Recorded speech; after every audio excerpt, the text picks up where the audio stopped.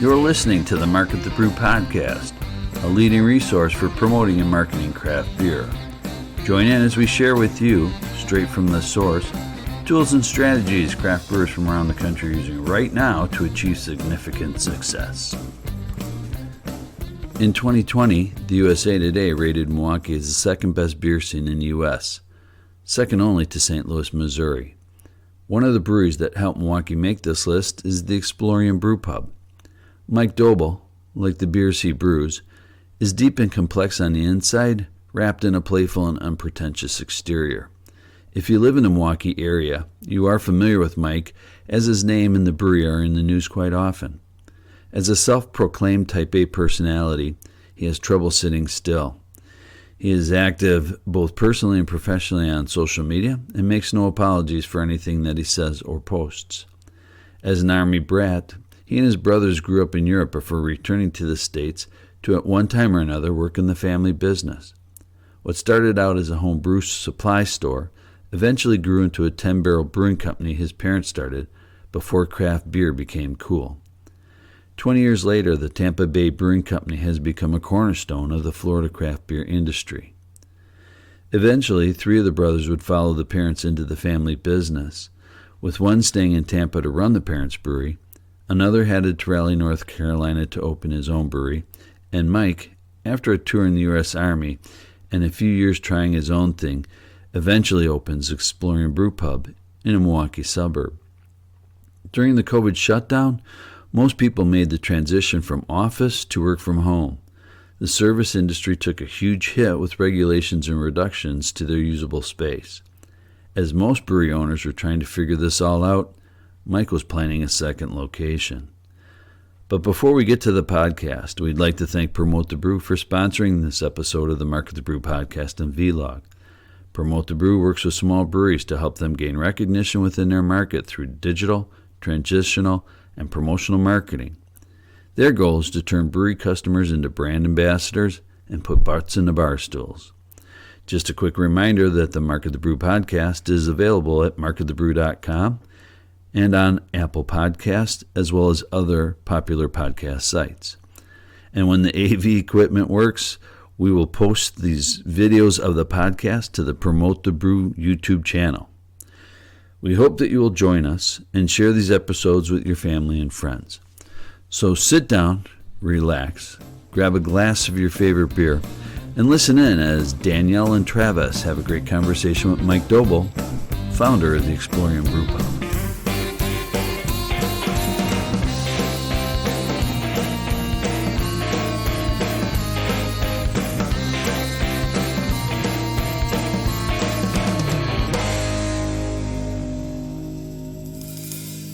Thanks for meeting with us today. No, it's nice having people in and showing the place off a bit. Come check it out. It's a little early in the morning, so we're probably be a little more subdued. I mean, every time I do a podcast, I say some really off-color things, but usually it's like 4 o'clock in the afternoon, and we're like 4 or 5 beers in at that point. So we're on coffee right now. So Perfect. Well, we were saying how we've been to your other location in Glendale, but this is our first Greendale, yeah. And this is our first time here in the Third Ward location. Yeah, it's a cool spot, isn't it? Absolutely. Yes. Had a big departure from Greendale and being in the mall, and and the largest music festival down the road. Right, exactly, yeah. No, this is a key spot for summertime traffic, and we stay busy all year, but summertime we just get crushed, which is great, and staff loves it,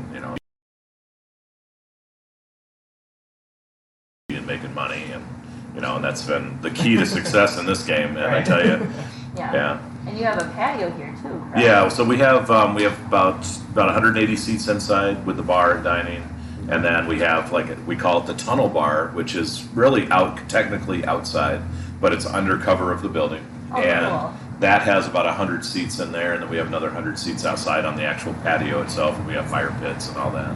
So you can cater to the Wisconsin winters and the summers. Absolutely, yeah. And I have a little shelter outside that's done. It's a stage in the wintertime or the summertime. We put some music outside, but in the wintertime, it's kind of like my smoker's shelter. We'll have to put some heaters out there this year. They were complaining. Oh. Right, super easy fix. So maybe we'll get started with just a little bit about you. Yeah. Sure, yeah. So we're here at the Explorium Brewpub 3rd Ward. This is our second location. My family's been in beer and brewing since the early 90s, way before it was really cool. And, the background on that is my dad was an Army guy, and my brothers and I have 3 brothers, 2 older, 1 younger. And we grew up mostly in Europe. So when I was in 6th grade, we moved to Europe.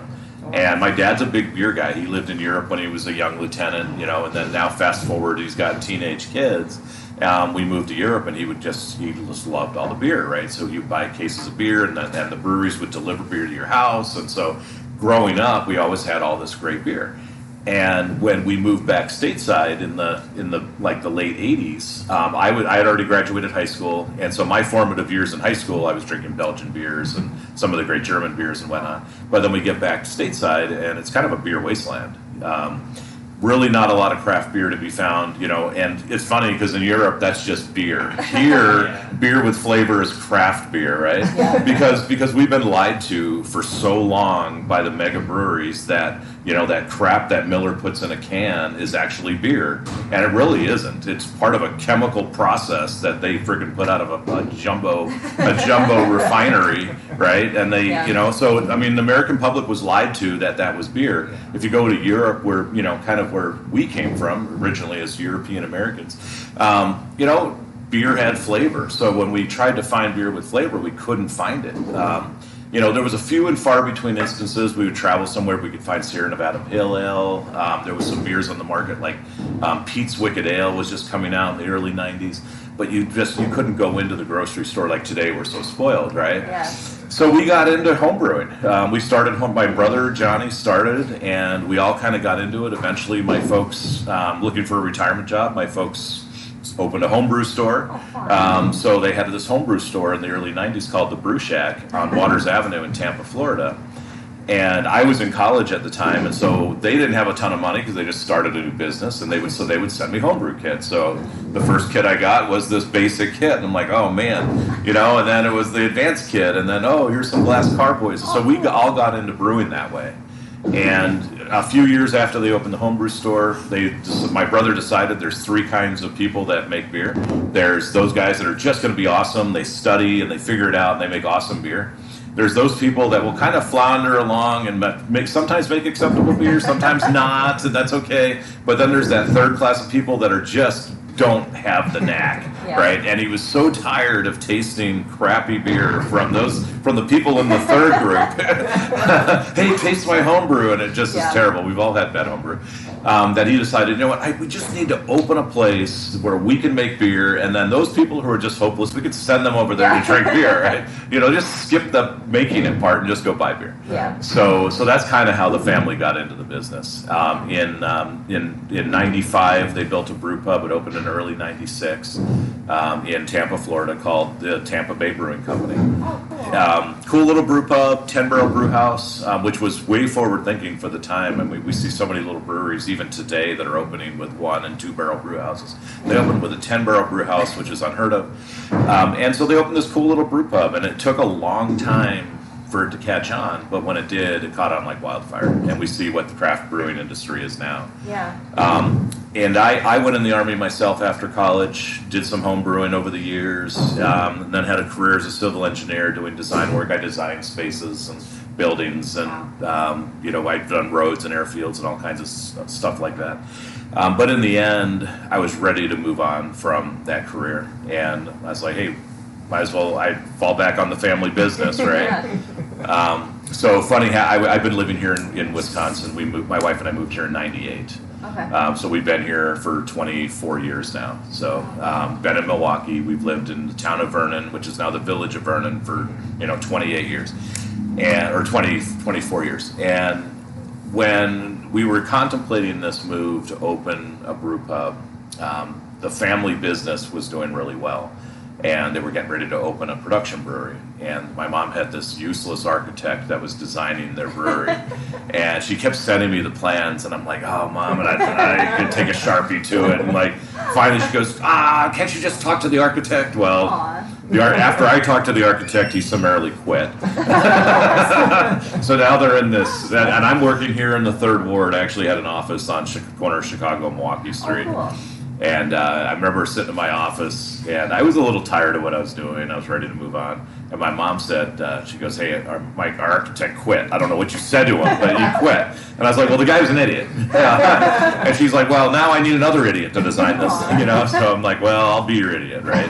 So I ended up designing their new brewery for them. And so in my office here, I would, when I was too busy in the office, I'd go to a bar and have my laptop and work out the design details.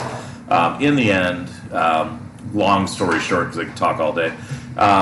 But in the end, I ended up moving to Florida for about a year with my wife and kids. My kids went in 6th and 8th grade, and they took a year off school, homeschooled and whatnot, and we built this brewery.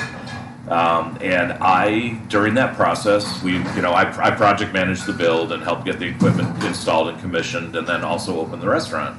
Well, I completely now got bit by the bug. I've been toying with this idea of opening a brewery, but now that I was immersed in it and I wasn't dealing with all the normal stuff I dealt with in my normal job, and I'm just like in hospitality.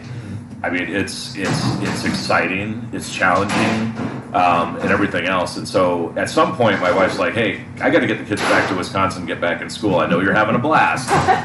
But you know what? We got to go back to Wisconsin, and when you got this wrapped up, come back, and if you really want to do this, let's do it. That's awesome. Yeah, so that's kind of how Explorium started. And that was the fall of 2015. We moved back from Florida with newfound experience, knowledge, and really passion to oh man, this is so much fun, right? Yeah. Well, and how cool to build your family's brew house. Yeah. That's so cool. Yeah, it was really neat. It was fun to work with my brother. My brother David pretty much runs Tampa Bay Brewing Company now, and he's the visionary behind. He's my younger brother, and he's awesome, and he really knows what he's doing. He really has, a great vision for where the brewery should be in the next 20 years. My mom, the last 22 years, my mom's done an awesome job of kind of shaping it and the food program and everything else. But now David's kind of transitioning in to take it over, and it's really cool to see where it was going. And I learned a tremendous amount from him on, don't copy what we did 20 years ago. When you establish Explorium, look to this vision 20 years from now. You don't replicate the past. Take the past, learn from it, but you should look at the future. So that was a key moment for me. So when I got back here in the fall of 2015, I started looking for a place, and I wanted to find a place where there was a lot of traffic. And I looked in Wauwatosa, I looked downtown, I mean literally all over southeast Wisconsin. Racine, Kenosha, even Green Bay. I looked at places, Madison. Where is the right spot to put this? And I kind of had given up on the ideal spot. And one day I get a call from the mall manager at Southridge, and she goes, I'm, blah, blah, blah. And I'm like, Southridge Mall? I haven't been to Southridge Mall in like 12 years. But it's right over here by Buca de... I was like, what's a Buca de Beppo? I never heard of it. And there was a Buca in the mall, and so they had a space across from it. And so I went and looked at it, and they had an outside patio space. They had enough kitchen, a little small, but enough kitchen, enough dining room, but no room for a brewery. And she's like, well, we'll kick out this tenant, and you can have that space. They were really motivated to have us. So in the end, they offered us a bunch of money to help build out the space, and we ended up with about 6,500 square feet of servable area. Which in a mall, for a restaurant in a mall, that's really large. Fast forward to today, we've taken over even more space 5 years later, and we're about 8,500 square feet there now. Between our bar, the dining room, the cellar, and space. We have a big cellar underneath our unit, so a lot of our serving tanks and whatnot are down below. So, in 5 years, that brewery built up from about 600 barrels a year, starting out, and we built it up to almost 1,500 barrels last year, like 1,430 barrels, which is really good considering the pandemic and the on-site sales dipped tremendously. And fast forward to today, where we have the second brand. Here we're in the third ward. Explorium Brewpub third ward has been in business about a year and a half now, and we should do over 1,000 barrels here this year, which is pretty amazing. So, Yeah, between the two. Yeah, my goal is to do 3,000 barrels of production this year, which is pretty healthy for a brew pub where, really 90% of our sales is on premise, which I really love because you can connect with the customer. The margins are obviously better. You don't have a middleman you're paying selling down the market, and all those sorts of things. So, Do you guys plan on having a distribution in the future, or do you I'm actually stay the sales in-house? my stated goal for my staff is never to sell a beer outside of our four walls. That's our goal, right? Yeah. But of course, I'm a relationship guy, right? And when Adrian from Sugar Maple calls me and says, "Oh, I saw this beer you guys did, and that's fantastic. Can I get a keg of it?" Absolutely, I'll drop it off myself, Okay. right? A lot of our outside sales are very relationship driven, and you know what? Festival Foods up in the Fox Valley. Interesting story, right? You would imagine a small brew pub in Milwaukee wouldn't have a presence in the Fox Valley, but we sell a tremendous amount of beer to Festival Foods in the Fox Valley. There's 3 stores, and we deliver to all 3 of those stores because the beer buyer for those stores knows our brand, he loves it, it sells well for him. So we service that account. I mean, my goal is not to sell to him, but I'm not going to tell a good relationship no and somebody that supported us.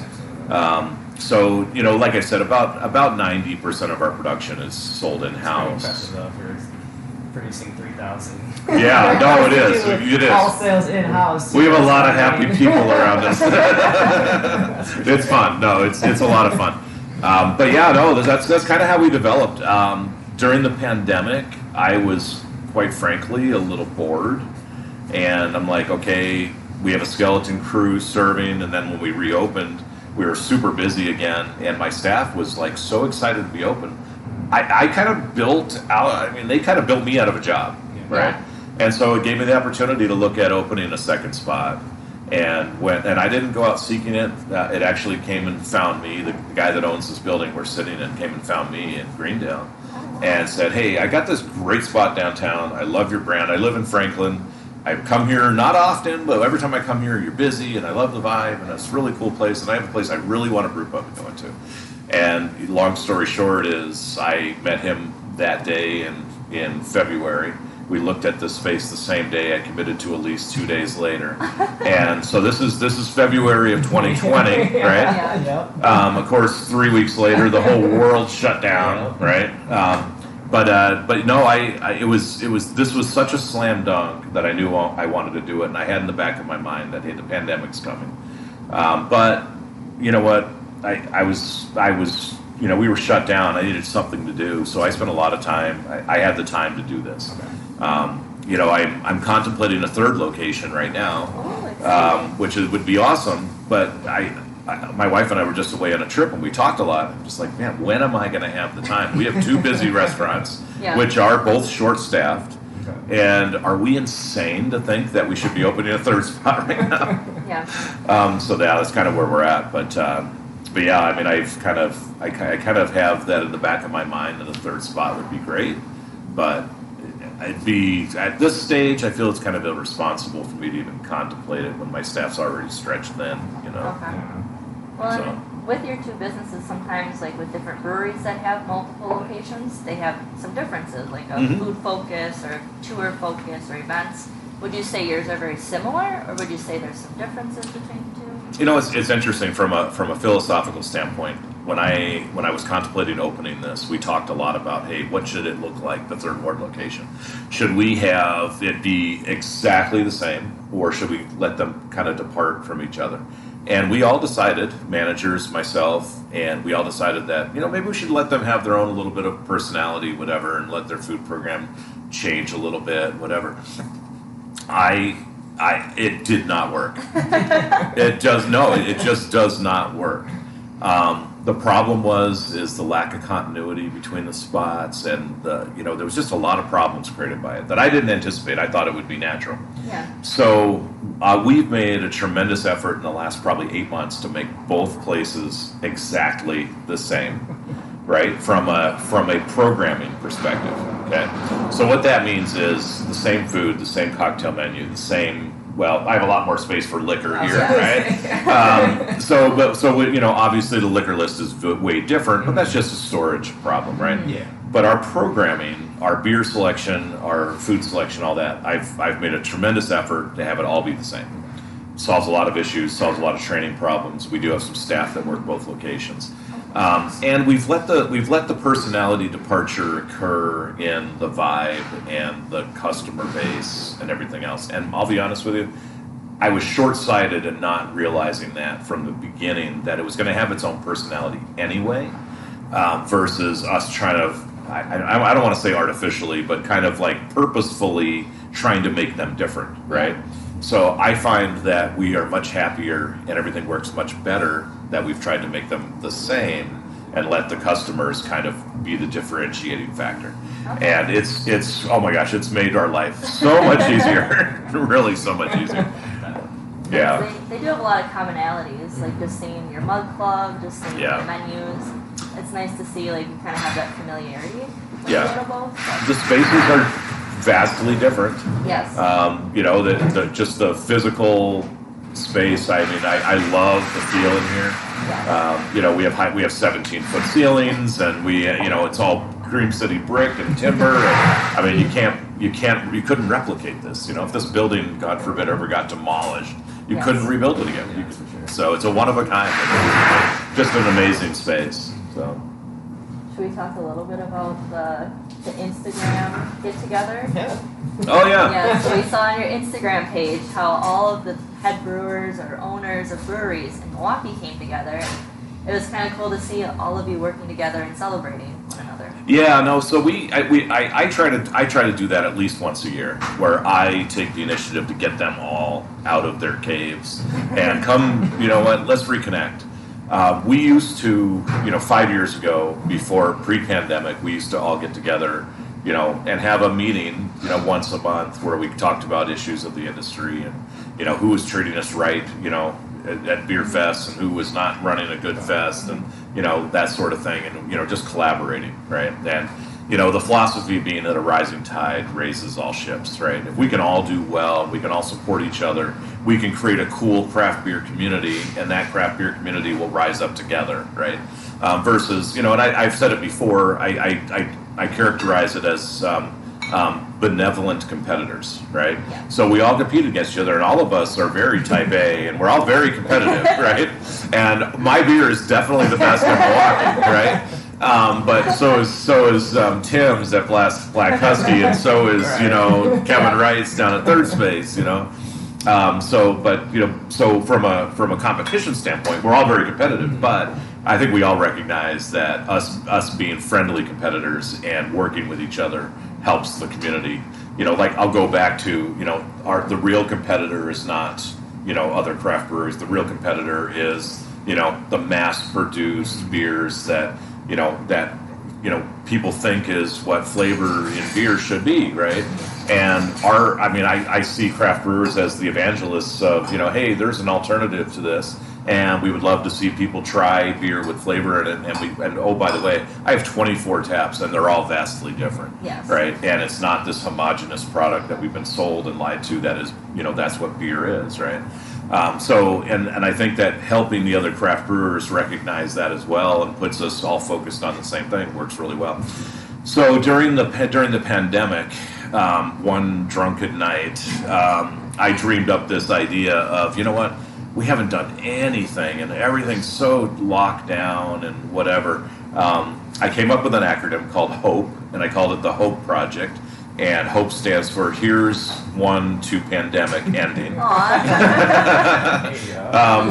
I don't know how I came up with this thing. Like I said, literally, it was probably a night on my porch smoking cigars and drinking bourbon. But basically, the concept was we'd get all the brewers together.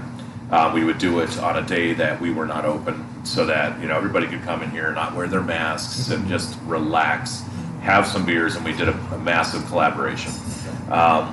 I got all the local distilleries, when I say local, statewide being local, distilleries involved, and had those distilleries donate barrels to the project. And a lot of those distillery reps and owners showed up at the event as well. So we had all this all these brewers and all these distillers all come together. We brewed a beer that day. You know, we went over the recipe with everybody. You know, we made this big stout that was intended for barrel aging. We took these barrels from the distillers.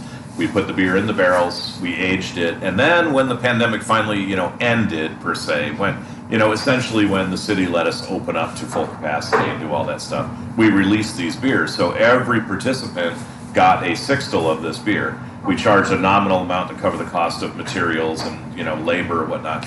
But everybody got like a sixtel of this beer around the state, you know, so all the distilleries, all the breweries, and we kind of on one Saturday we had a simultaneous release of this beer. So it was a super fun project. It was fun to get everybody together, get them out of their caves, and hey, guys, there's some hope, you know, that this is going to end. You know, this too shall pass, and we will get beyond this. And you know what? Just hang in there. We will survive. And it was just a great way to kind of show some unity in our community and do something that offers a little bit of you know, look to the future. You know that hey, you know what? Not everything's doom and gloom. You know, eventually we'll be able to, you know, serve customers the way we like to serve. You know. But how cool to see like the community come together, like Brew City come together. Yeah, it's so much fun. Yeah, it is fun. And then recently, I have my head brewer and my cellarman, Kyle and Adam. You know, they left here, and they told me a year and a half ago that they wanted to open their own brewery. You know, and I fully support that. I think it's great.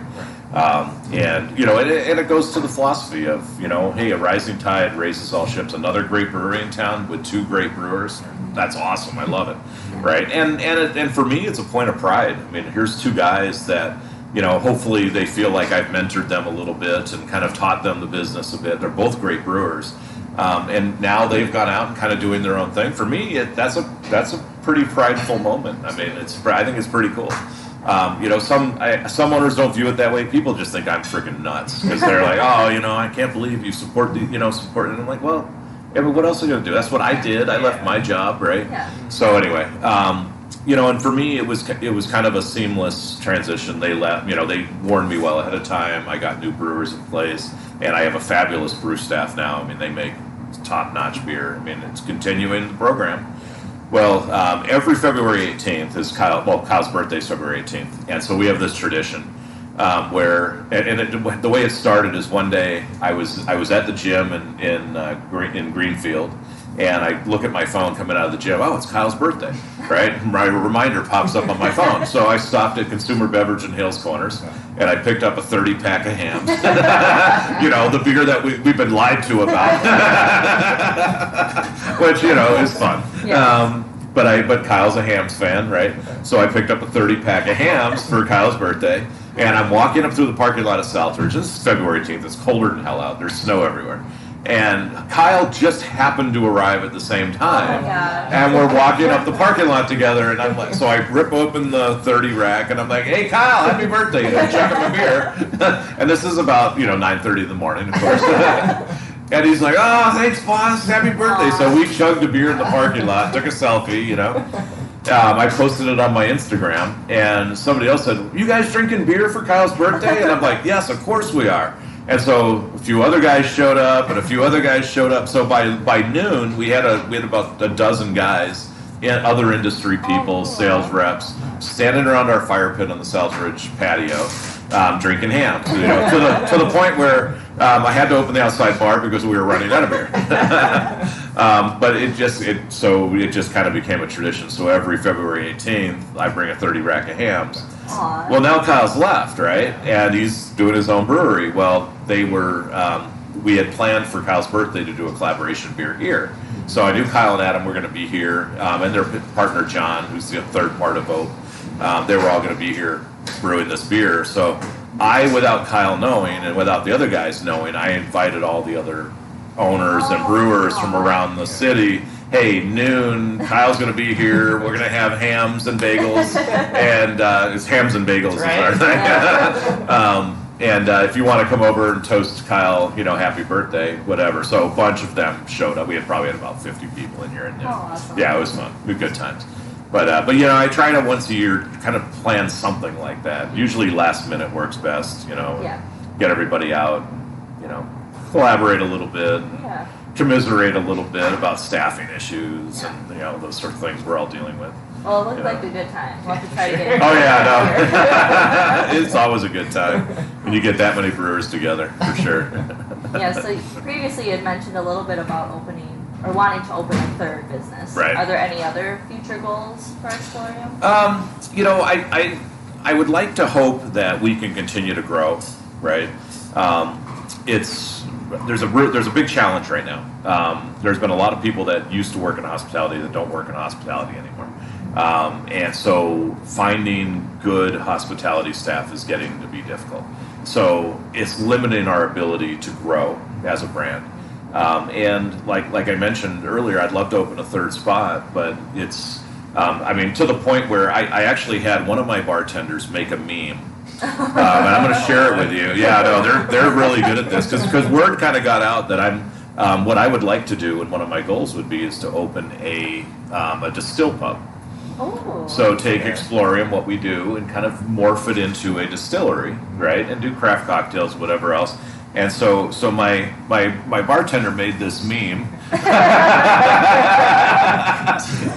is awesome. You know, and for the people on YouTube, if you can see that, it is the standard meme of the guy looking over his shoulder at the hot girl walking away, and the upset girl is two understaffed restaurants, and it's me looking at a new distillery.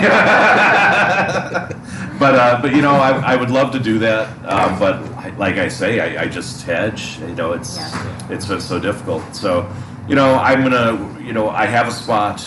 We've identified it. I've negotiated a lease, but I've kind of just told everybody, hey, time out. Yeah. Let's see what the summer brings. I do think that, you know, the summer season usually loosens up the job market a little bit. A lot of college students who are looking for work in the summertime and those sorts of things. So I'm hoping that over the course of the summer, we get both restaurants staffed to the point where we start to feel comfortable that, hey, maybe it makes sense to open another spot. But, you know, if not, we'll put the project on hold and, you know, see what happens. So. Oh, that'd be exciting. Yeah, it'd be fun. Yeah, something a little different, you know. Yeah. And that would be a place that I would start to let the brand take a significant departure and do something just totally different. And so from a food program and cocktail program, you know, and all that, that's what I'm hoping to accomplish is you know, keep the two Exploriums the way they are. And I love how the two places have developed. Great mug clubs, you know, great staff that's stable. I mean, we have awesome staff. I wish we had more of them, but the staff we do have is fantastic. And that's super gratifying for me because it makes my life easy, right? I don't have to worry about things. So I don't want to upset those two places, but, you know, a third place on the horizon. I know that I and my top level managers, kind of, you know, my regional managers, they have capacity to handle a third spot, provided staffing's available. Yeah. You know, so. Well, another fun one I thought of when you were talking about like your family's brewery. Yeah. Would you ever do like a collaboration beer? Oh yeah, we've done many. Yeah, we've done a bunch. Funny story. I love ZZ Top. It's one of my favorite bands. And actually, you know, as we were talking ahead of this, I saw one of your questions. Yeah. What's your favorite music? Right. I love classic rock. I love, you know, ZZ Top and Led Zeppelin and AC/DC. I mean, all the classic. You know, Queen is one of my favorite bands of all time. Right. So I'm like my kid's meme of, you know, the 50-year-old dad. Right. But I love ZZ Top. Right. So back 2 years ago, I had tickets front row for ZZ Top when they were here in Milwaukee, right? And I was like so stoked, and it happened to be on my birthday, right? So they were here September 3rd of 2019. ZZ Top's in town. I had front row, center seats, and I was going to go see ZZ Top, right? At about 4 o'clock in the afternoon of my birthday, I'm like, you know, it's you know, Miller time, so to speak. You know, it's time to go grab a beer and go to the outside bar. And so I go to the outside bar and I pour myself a beer and I turn around and my two brothers are sitting at my outside bar at Greendale. Oh my gosh. And I'm like, what are you guys doing here? You know, and my brother Mark owns a brewery called Aviator in Raleigh, North Carolina. Oh, wow. And my brother David runs Tampa Bay Brewing Company down in Tampa, Florida. Well, these two guys are sitting at my outside bar. And I'm like, what's going on? I was dumbfounded, right? Long story short, my wife had set up for them to come up for my 50th birthday Aww. and brew a collaboration beer. whatever else. So I gave away my ZZ Top tickets. I had a really happy bartender that night. So I missed ZZ Top, but it was a blast. So yes, we do some collaborations, and we brewed a great beer. Actually, Kyle, head brewer at the time, had been working with David and Mark on a recipe, and we brewed a great collab. We called it was a triple, a Belgian triple, because I'm partial to Belgian beers, and of course we called it Triple Doble because it's my brothers, you know. Yeah. So yeah, the three of us brewed a beer on Saturday morning, which was the day after my birthday, which was a good time. Yeah, it was a blast. Yeah, so we get together from time to time. I brewed beer down in Tampa with them. I brewed beer in Raleigh with my brother Mark. So it's it's good. Good If fun. they ever come here, we'll try it. Yeah. No, it's great, and the collaborations are awesome. And you know, it's funny. Every time I do a collaboration beer with somebody, whether it's my brothers or another brewery, even another local brewery, I always learn something. You know, I always pick up, and that's the beautiful thing about craft brewing, is that it's so innovative and it's so different that, you know, you think you know every aspect of it, and then you go do a collaboration with somebody and they think about things totally differently. And that's really pretty cool, and that's what makes it interesting and fun. You know, Yeah. you know, I haven't gotten bored of it after 6 years of doing this. Yeah. You know, I think you covered everything that we were kind of curious about, but it's fun Yeah. to hear some of your stories. yeah, no, it's been a challenge. I tell you, the last 2 years have been interesting. Yeah. You know, and I think you know, COVID's kind of caused some long-term challenges for breweries. I think there's been a shift away from beer, but I think everybody being holed up and stuck inside, they start to feel like, oh, I'm gaining too much weight, whatever else, and beer has a bad reputation for making people fat. Yeah. So I think that's kind of like sent people towards seltzers and brown spirits and whatnot. And you know, we as craft brewers have to evolve and, you know, try to address that. So looking to the future, I think there's some long-term effects that COVID had on our business model and how we're doing things. And you know, I think you'll see an evolution, you know, over the next 5 years of breweries adjusting to that, making more seltzers, making more calorie-conscious options. You know, you already see it now with the big national brands like Stone and Boston Beer Company and even Yingling. Yingling just came out with a light lager called Flight, you know, which is a nice craft beer, very well, nice hop and malt balance. But it's super light, 90 calories, you know, so you're going to see the craft brewers kind of, you know, getting on that, you know, that train to kind of adjust to, you know, the market and what's changed in the market. And quite frankly, those breweries that don't adjust and just continue to do a bunch of slushy IPAs and, you know, their whole tap list being IPAs, I think they're going to have a tough road to hoe. But I'm excited because it's change, right? And I love change. Yeah. You know, unlike most people, I embrace change. I love it because it keeps me busy, you know, Yeah. and I love being busy. So, well, I appreciate y'all stopping in, Yeah, thank you for sharing the being story, with us. you know. Yeah. I can get diarrhea of the mouth, you know, so to speak, and talk a lot, you know. You know, generally it's a mistake to share any prearranged questions with me. Yeah. How cool. Yeah, no, it's a pleasure having you. Appreciate you getting the word out about Explorium and promoting the brew in general. Yeah. You know, it's awesome. Yeah, no, it's fun. We've reached the end of this episode, but there's plenty more to keep you busy. For online source materials and proven case studies delivered right to your inbox, sign up for our mailing list by visiting marketthebrew.com. We'll see you next time on Market the Brew.